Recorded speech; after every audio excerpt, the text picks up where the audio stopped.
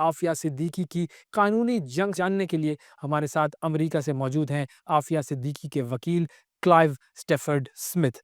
Clive Stafford Smith is the famous lawyer who's representing Aafia Siddiqui and fighting the legal battle for her release. Hello, Clive. Welcome to the show.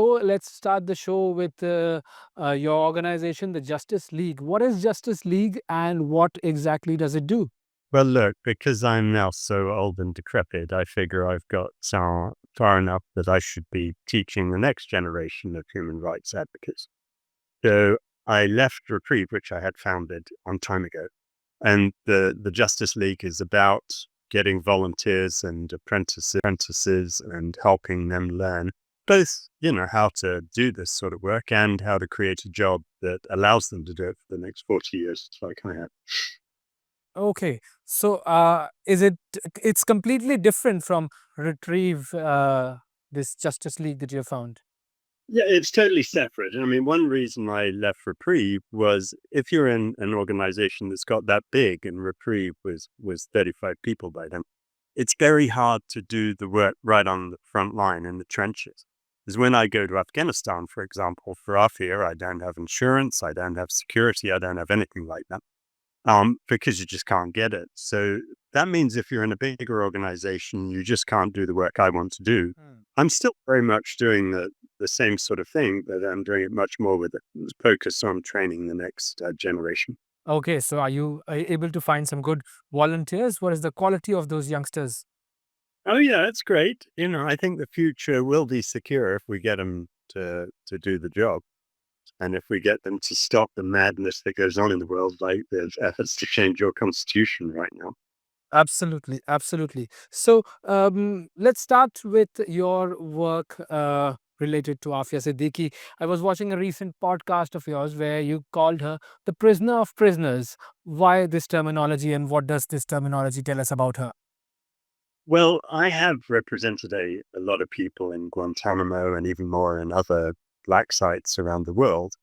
And some of the things you learn in that are really horrific. I mean, some of the men I've represented, Benyam Mohammed was taken to Morocco where they took a razor blade to his genitals, for goodness sake. But the thing that sets Afia apart is quite apart from the fact that she's really the only woman who's gone through this whole rendition to torture nonsense. The real issue is that when she was abducted in Karachi, her 3 children were abducted with her. And the youngest, Suleiman, 6 months, was apparently dropped on his head and killed, but no one's ever had the courage to admit that and put the family out of their misery.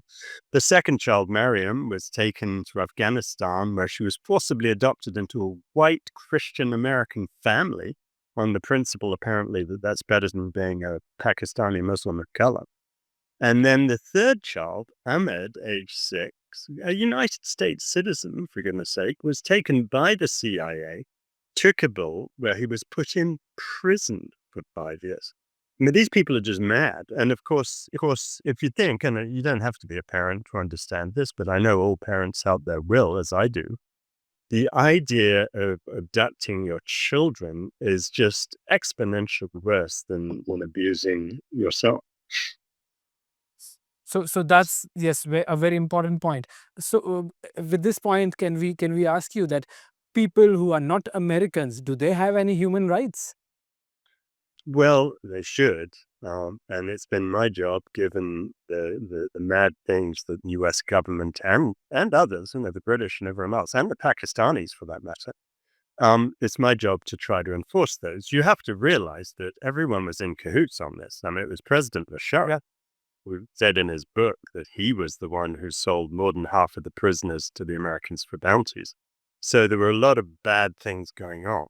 But our job is not just to stand there and whine and complain. Our job is to set those things straight. And I'm grateful to you for doing that on your program today. You are actually doing the job. We're just trying to bring this whole issue in front of the people. And in that podcast that I was watching, you also mentioned that 99%, in fact, more than 99% of the people who were detained at Guantanamo Bay, they were declared safe by US authorities later. It is pretty shocking that in order to get a prisoner out of Guantanamo Bay, we had to satisfy the top 6 US intelligence agencies that they were no threat to anyone. Now, you remember at the beginning of all this, Donald Rumsfeld, then Secretary of Defense, said these were the worst of the worst terrorists in the world on the battlefield, right? That turns out to be total nonsense. And I brought the first case against Gitmo in 2002, February the 19th. And when we finally got the right to go in there from the US Supreme Court, thanks to the constitutions, then, I was looking for people who were honest to good terrorists, and I was having a terrible time finding them. And in the end, we have got 750 of the 780 prisoners out. A further 18 really have been declared not to be any threat and subject to release. So that's 768 out of 780 have been declared effectively innocent by the Americans themselves. That's really shocking. And I wonder what you would feel like if you got on Pakistan Airlines and they said, well, the chances of this flight reaching its destination less than 1%. You wouldn't fly on that. Absolutely. Yes.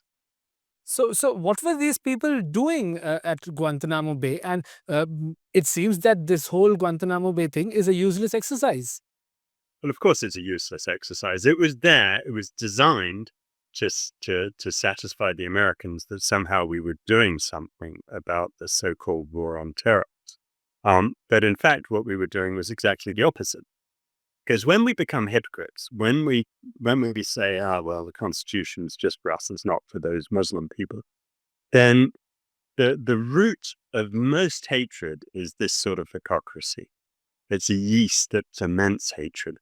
And I'm afraid when you look at what we did, Abu Ghraib, the Iraq War, the Guantanamo, torture, rendition, all this stuff, drone strikes in Waziristan, that did nothing to make the world a safer place. What it did was it annoyed a huge number of people and created many more people who want to do America harm. So it's not just that it didn't do anything positive. It was a catalyst for extremely negative things. Absolutely. So you mentioned Donald Rumsfeld's nonsense. So what's the nonsense, or let me put another word. What is what are the loopholes in the American story of Aafia Siddiqui? Well, it's what you see a lot in Pakistan, and really the government needs to get its act together and put an end to it. What you see is people being abducted. You see people being held without trial. You see the Constitution being thrown out. This was true of America, as it is true of the disappeared people in Pakistan. And, who's behind this nonsense, right? I mean, what mad person thinks that this is a way to make the world a more civilized and decent place? It's just crazy. And so with Aafia, one of the reasons we have all these legal rights that I'm there to defend is because the government makes terrible mistakes. They always do. They always have.